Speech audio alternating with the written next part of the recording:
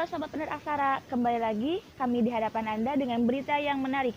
Saya, Dian Hoirani, berikut informasi selengkapnya.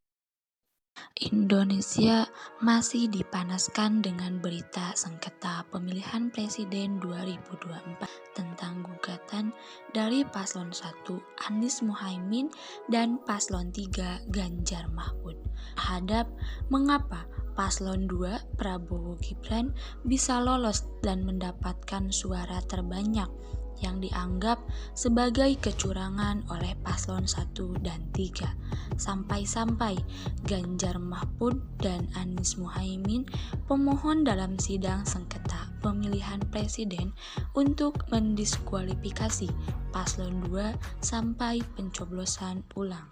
Jadi begini, ada dalil dari pemohon.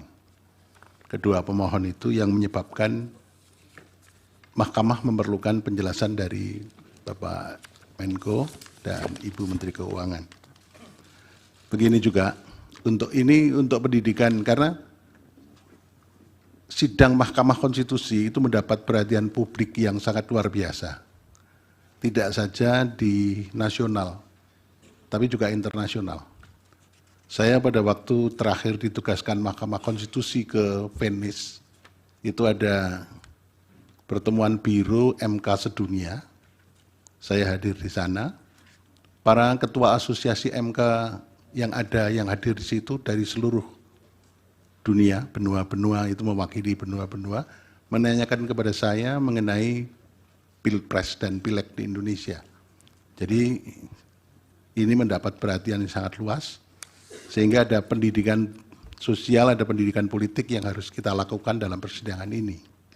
Dilansir dari Tempo.com bahwa tim hukum Anies Muhaimin akan mengajukan gugatan terkait dengan sengketa pemilihan presiden 2024.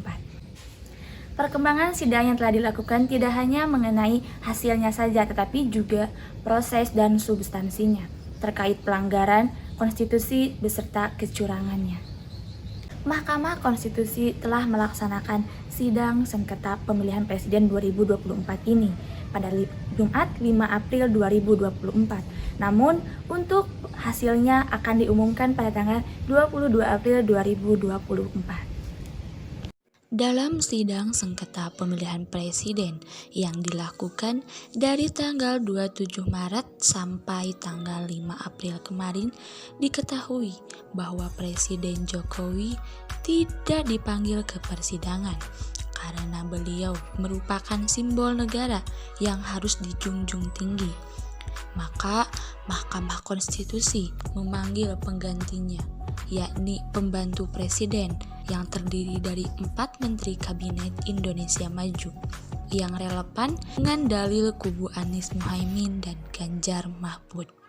Hakim Mahkamah Konstitusi Arief Hidayat mengatakan kepada Antara seperti dilansir oleh Tempo.com Minggu 14 April 2024 bahwa pemilu tahun ini lebih parah dibandingkan dengan pemilu tahun 2014 dan 2019, yaitu dengan adanya pelanggaran etik yang dilakukan di Mahkamah Konstitusi, dilakukan di KPU, dan masih banyak lagi. Hiruk-pikuk pemilu tahun ini menjadi yang terparah dengan adanya kata cawe-cawe Jokowi dalam pemilu, sehingga membuat pemohon terhadap Mahkamah Konstitusi.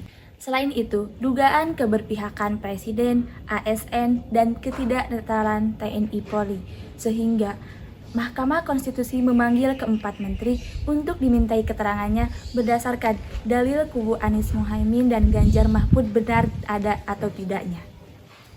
Demikian berita yang dapat kami kabarkan, sampai jumpa di lain kesempatan.